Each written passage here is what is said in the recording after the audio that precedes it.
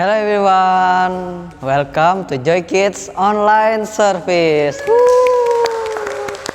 Welcome buat kalian yang baru pertama kali nonton atau yang sudah sering kali nonton, baik kalian yang ada di Jakarta, Kota Palangkaraya, dan Surabaya, dan di kota-kota lainnya. We are so happy to meet all of you. Sebelum kita memulai mendengarkan firman, bernyanyi, dan games, kita mau yel-yel terlebih dahulu ya, biar lebih semangat. Oke? Joy. Yes, yes, yes, I'm awesome. Sekali lagi ya, Joy. Yes, yes, yes, I'm awesome. Halo semuanya, welcome to Joy Online Service. Sebentar kita akan memuji dan muliakan nama Tuhan. Boleh kita berdiri bersama? Boleh sekali lagi Joy tepuk tangan di atas kepala untuk Tuhan kita semua.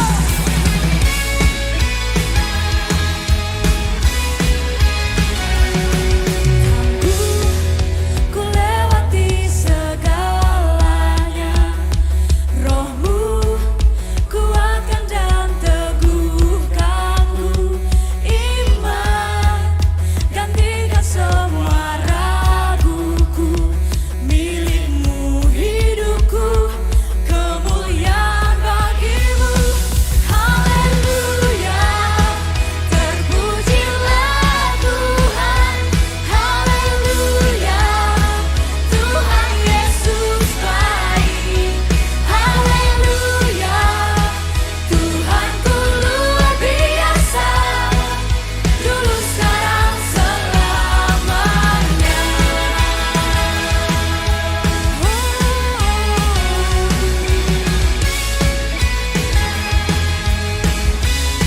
Sekali lagi katakan,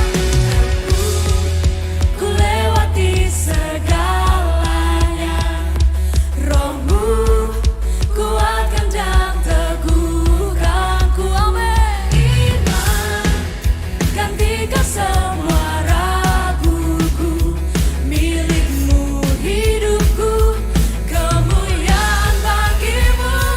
Haleluya, terpujilah Tuhan. Haleluya, Tuhan Yesus baik. Haleluya, Tuhanku luar biasa, dulu sekarang selamanya. Haleluya, terpujilah Tuhan. Haleluya, Tuhan Yesus baik. Haleluya, Tuhanku luar biasa, dulu sekarang selamanya. Boleh sekali lagi Joy teriakan hanya Kau yang layak kami sembah Tuhan.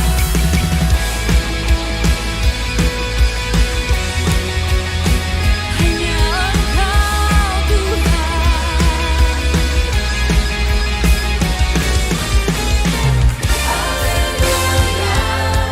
Terpujilah Tuhan. Haleluya, Tuhan Yesus baik. Haleluya, Tuhanku luar biasa, dulu sekarang selamanya.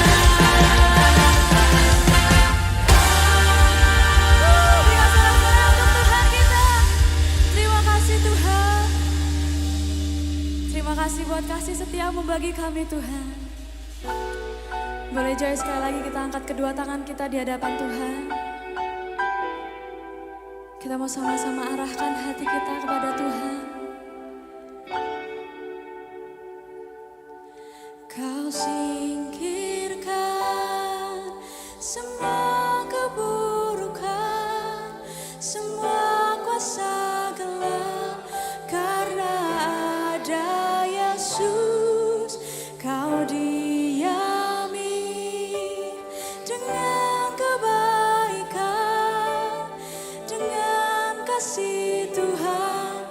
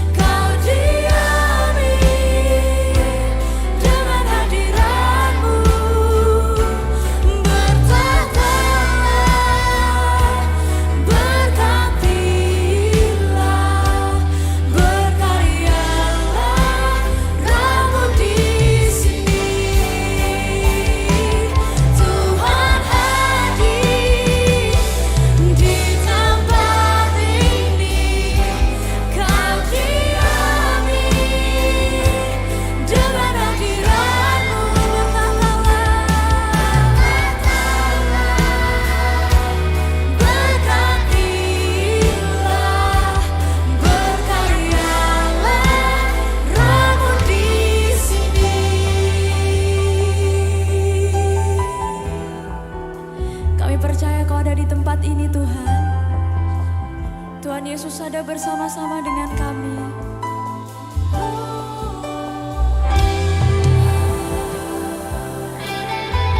Mari sama-sama angkat kedua tanganmu. Kita mau sembah Tuhan.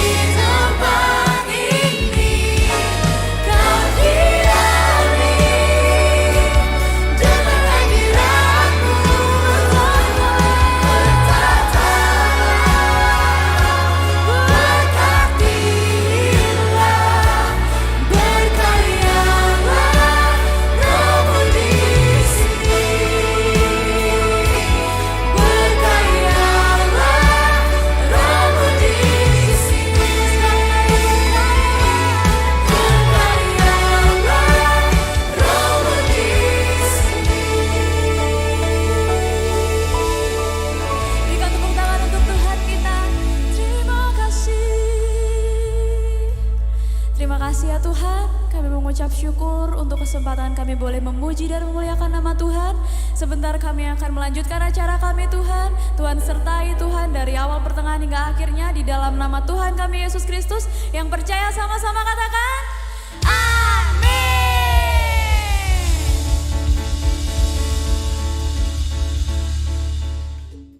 Saatnya kita games, yeay. Nah, tadi kita sudah bernyanyi bersama. Nah, sebelum kita mendengarkan firman, kita mau games dulu ya. Nah, games kita adalah memakan telur. Nah, siapa yang paling cepat memakan telurnya, dialah pemenangnya. Oke? Siap? 1, 2, 3. Ayo Nong, ayo Nong, ayo Nong, ayo Ger, ayo Ger. Ayo Ger. Ayo.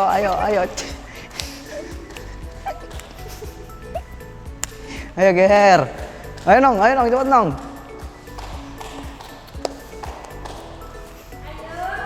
Oke, jadi pemenangnya adalah Ron. Oke, yeay. Nah, kalian bisa coba di rumah. Bye. Halo semuanya, hello, senang banget nih Miss bisa ketemu kalian lagi di Joy Kids Online Service. Nah, sebelumnya Miss mau nanya ya, siapa yang di sini pernah dituduh melakukan sesuatu yang enggak kalian lakukan? Terus apa ya yang kalian rasakan waktu itu? Nah, sebagai contoh ya, misalnya kakak atau adik kalian nih menjatuhkan barang bahkan merusakkannya, terus kalian dituduh. Atau juga mungkin waktu kita lagi makan sama-sama gitu ya, terus tiba-tiba ada makanan-makanan di bawah meja gitu, terus kalian yang disuruh membereskannya. Gimana? Nah, tentunya kalian pasti merasa sangat jengkel ketika hal itu terjadi ya. Kadang mungkin kalian bisa marah atau bisa juga protes ya, karena kalian dituduh melakukan sesuatu yang tidak kalian lakukan. Hari ini kita akan mendengarkan cerita lanjutan dari cerita Paskah. Minggu pertama kita sudah mendengarkan cerita tentang ketika Yesus disambut dengan sangat heboh waktu masuk ke Yerusalem. Lalu minggu kedua ya kita mendengar cerita bahwa ketika Tuhan Yesus mengadakan acara perjamuan Paskah dengan murid-muridnya. Dan di minggu yang lalu ketika Tuhan Yesus berdoa di Taman Getsemani dengan sangat sedih dan ketakutan karena dia akan disalibkan. Hari ini kita akan mendengarkan cerita ketika Tuhan Yesus ditangkap dan dituduh melakukan hal-hal yang tidak Tuhan Yesus lakukan. Nah, cerita kita minggu ini, Jesus betrayed, arrested. Yesus dikhianati, ditangkap. Ketika Tuhan Yesus selesai berdoa di Taman Getsemani dan menemui murid-murid yang mengikutinya, Dia ngobrol sama mereka, tiba-tiba datang Yudas, salah seorang murid dari Tuhan Yesus, menemui Yesus. Dia datang bersama dengan orang banyak yang membawa senjata.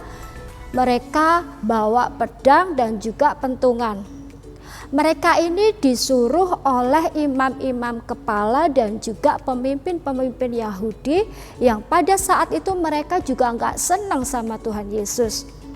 Nah, pada waktu itu si Yudas juga bilang nih sama orang-orang itu bahwa sebelumnya dia sudah bilang kalau orang yang saya cium itulah orangnya dan kalian tangkap dia. Begitu sampai di tempat itu, Yudas langsung pergi kepada Yesus dan berkata, "Salam Pak Guru." Lalu ia menyium Yesus. Yesus pun menjawab, ya, "Saudara, untuk apa nih saudara datang kemari?" Kemudian orang banyak itu maju dan menangkap Yesus. Salah seorang murid Yesus yang berada di situ dengan Yesus mencabut pedangnya dan dia memarang hamba imam agung sampai putus nih telinganya. Yesus berkata kepada pengikutnya ini, "Masukkan kembali pedangmu ke dalam sarungnya. Sebab semua orang yang menggunakan pedangnya akan mati oleh pedang." Yesus pun juga ngomong, ya, "Kau kira aku ini nggak dapatkah minta tolong kepada Bapakku yang di surga? Dan dia pasti akan segera mengirimkan lebih dari 12 pasukan tentara malaikat untuk membebaskan dia. Tetapi kalau begitu, mana mungkin terjadi seperti yang sudah dinubuatkan dalam Alkitab, dan memang itu harus terjadi seperti sekarang ini." Lalu Yesus pun berkata nih kepada orang banyak itu, "Apakah kamu pikir ini aku penjahat ya? Sampai kalian itu datang rame-rame banyak orang ya untuk menangkap aku. Padahal setiap hari aku ini mengajar di rumah Allah, dan kenapa kalian tidak tangkap aku?" kata Yesus. Nah, dia pun ya, tetapi memang seharusnya begitu ya, supaya terjadilah apa yang dituliskan oleh nabi-nabi di dalam Alkitab. Setelah itu semua pengikut-pengikut Yesus yang sama-sama dengan Yesus saat itu, mereka lari semuanya. Mereka takut dan merasa mereka nggak mau untuk ditangkap seperti Yesus. Nah, setelah itu orang-orang yang menangkap Yesus membawa Yesus ke rumah Imam Agung Kayafas. Di sana sudah berkumpul nih guru-guru agama dan pemimpin-pemimpin Yahudi yang gak suka sama Yesus ya. Di situ juga Petrus juga mengikuti Yesus ya dari jauh sampai ke halaman rumah Imam Agung. Lalu Petrus masuk ke dalam halaman itu dan duduk bersama dengan pengawal-pengawal yang ada di situ. Petrus ini kepingin tahu ya nanti apa sih akhirnya selesainya itu bagaimana gitu ya, makanya dia mengikuti Yesus. Dan imam-imam kepala dan seluruh mahkamah agama berusaha nih mendapatkan kesaksian palsu untuk dapat menjatuhkan hukuman mati ke atas Yesus. Tetapi mereka nggak mendapatkan bukti satupun ya, karena memang Yesus tidak bersalah, tidak melakukan hal-hal yang nggak baik. Meskipun banyak yang maju sebagai saksi dusta, namun akhirnya ada dua orang yang mau tampil ke depan dan mereka ini berkata ya, dua orang ini berkata, orang ini ya, Yesus ini pernah loh berkata, "Aku dapat merobohkan rumah Allah dan dalam 3 hari dapat membangunnya kembali." Nah, lalu mendengar itu Imam Agung ini berdiri dan berkata kepada Yesus, "Apakah Yesus engkau tidak mau menjawab tuduhan yang sudah ditujukan kepadamu itu?" Kira-kira apa yang dilakukan Yesus ya? Nah, Tuhan Yesus ini hanya diam saja. Sekali lagi Imam Agung ini berkata kepada Yesus, "Demi Allah yang hidup, katakanlah kepada kami, apakah engkau Raja Penyelamat Anak Allah?" Kali ini Yesus menjawab, "Begitulah katamu." Tetapi percayalah, mulai saat ini kalian akan melihat anak Allah itu duduk di sebelah kanan Allah yang Maha Kuasa dan datang di atas awan di langit. Maka ketika mendengar itu, Imam Agung ini menyobek-nyobek pakaiannya dan berkata, ia menghujat Allah, ia menghina Allah. Gak perlu saksi lagi katanya. Kamu semuanya, orang banyak di situ sudah mendengar sendiri kan kata-kata menghujat Allah. Nah, sekarang bagaimana pendapat kalian? Katanya Imam Agung ini kepada orang banyak itu ya. Dan orang banyak ini pun menjawab, dia bersalah dan harus mati katanya.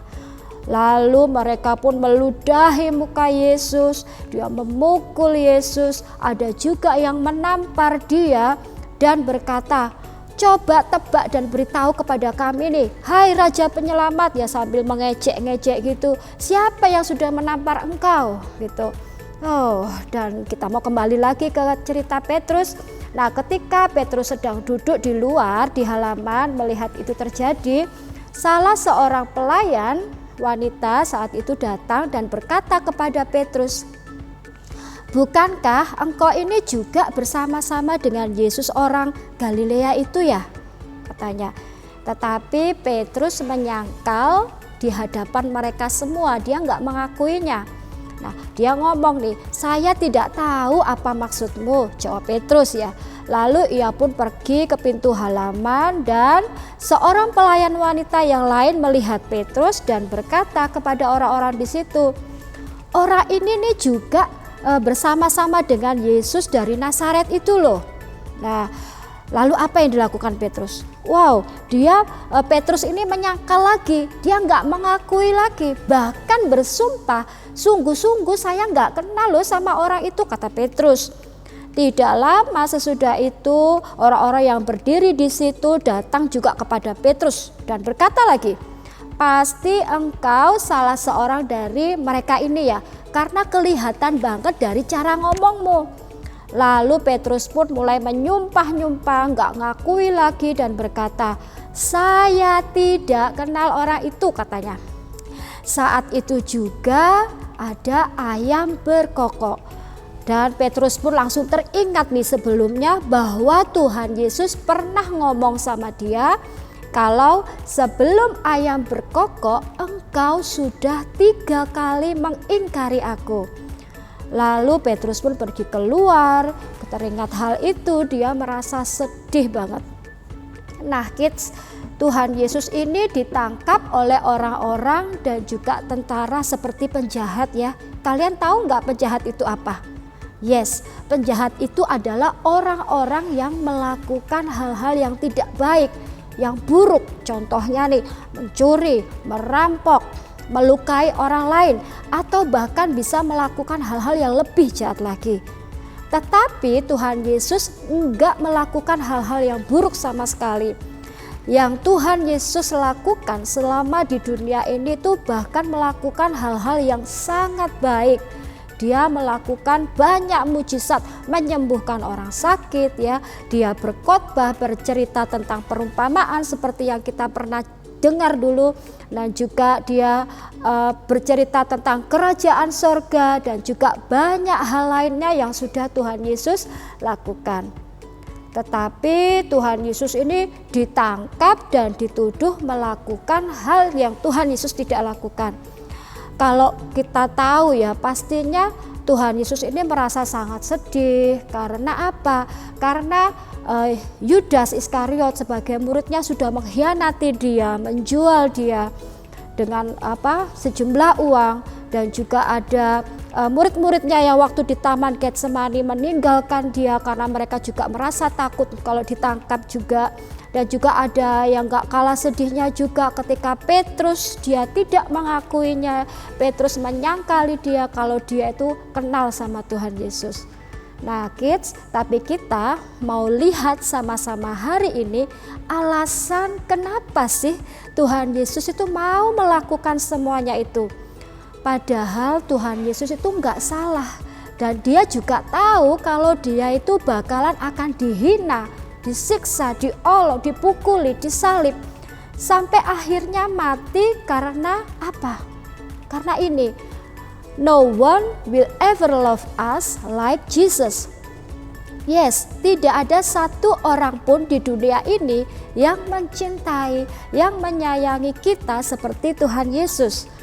Bahkan sebelum kita ada di dunia ini nih, Tuhan Yesus sudah mati di kayu salib buat kita semuanya tanpa terkecuali.